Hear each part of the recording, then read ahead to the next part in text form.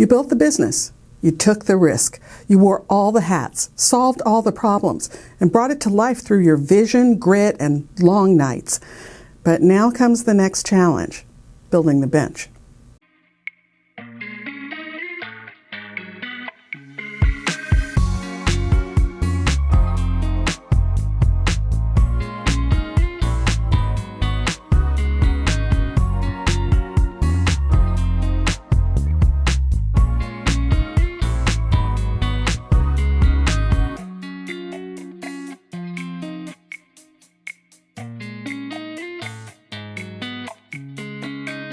Hi entrepreneurs, I'm Vicky Brown, and you're in the right place if you want to engage your team, boost your business, and grow your leadership muscle. You know, if that phrase makes you pause, well good, because succession planning isn't something that happens after you've reached a certain size or revenue number. It happens far earlier, and the sooner you start thinking about it, the better positioned you are and your business will be. So let's start with something that no one likes to say out loud. In most small businesses, the founder is the business. Now, that's not necessarily a bad thing in the early stages, but it becomes a problem when it stays that way for too long. If you're the only one who knows how things work, if everything has to flow through you to move forward, well, then your business can't grow. And if it can't grow, then it definitely can't survive without you. And that's where succession planning comes in. Oh, not as an exit strategy, but as a growth strategy. You see, most people assume succession planning is just about handing over the reins when you retire. And yes, it can be that, but more importantly, it's about creating stability and leadership depth now, so your business is built to last. You see, when you have a strong bench, meaning people who can step into key roles and take real responsibility, well then you create space. Space for you to focus on strategic growth, space for your team to grow their skills, and space for the business to evolve beyond you. Now, I'm sure you're thinking, just hold on, I'm not going anywhere anytime soon, and that's fine.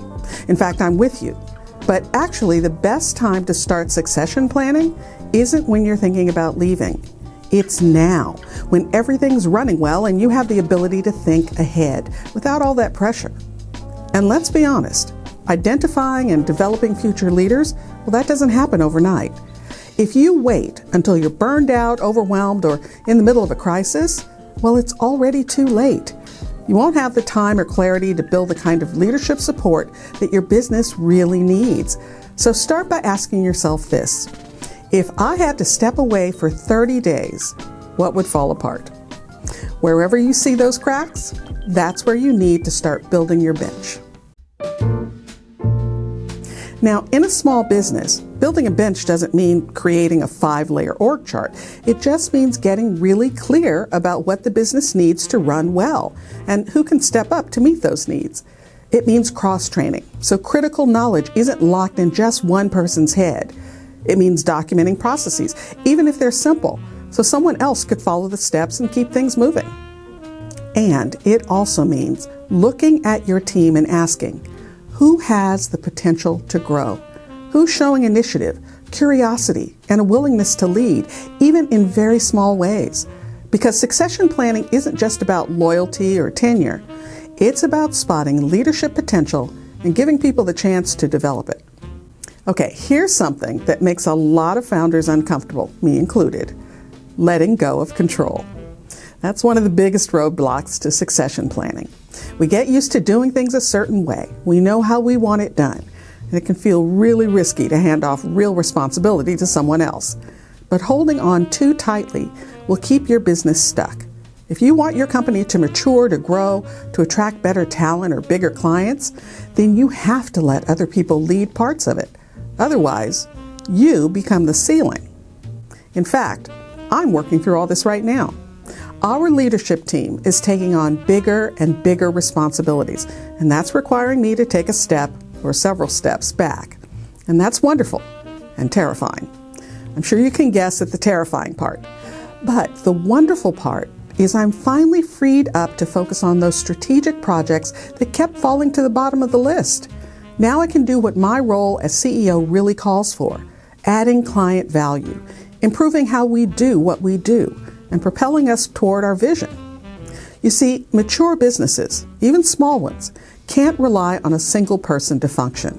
They rely on systems, on people who are trained and empowered to make decisions, on structure that doesn't fall apart the minute the founder takes a vacation or gets sick.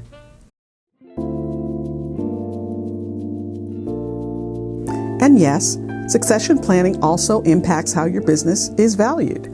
If you're ever looking to sell or take on investors or even structure a strategic partnership, one of the first things that people will look at is how dependent the business is on you. The more transferable your operations and leadership are, the more value your business holds.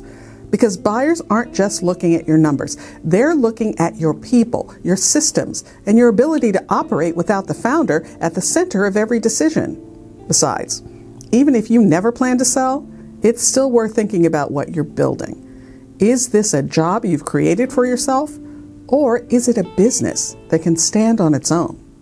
Succession planning also sends a message to your team. It tells them that you're thinking long term, that you've invested in their growth, that you want to build something sustainable, not just something that burns hot and fast. It also builds trust, it creates loyalty, and it challenges your team to step into something bigger.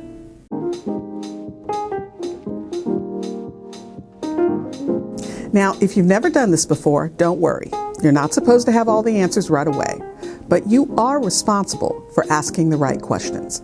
So start by identifying the critical functions in your business, the things that would create chaos if they went undone.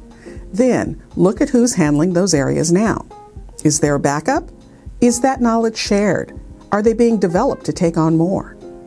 Then, the fun part. Look at yourself.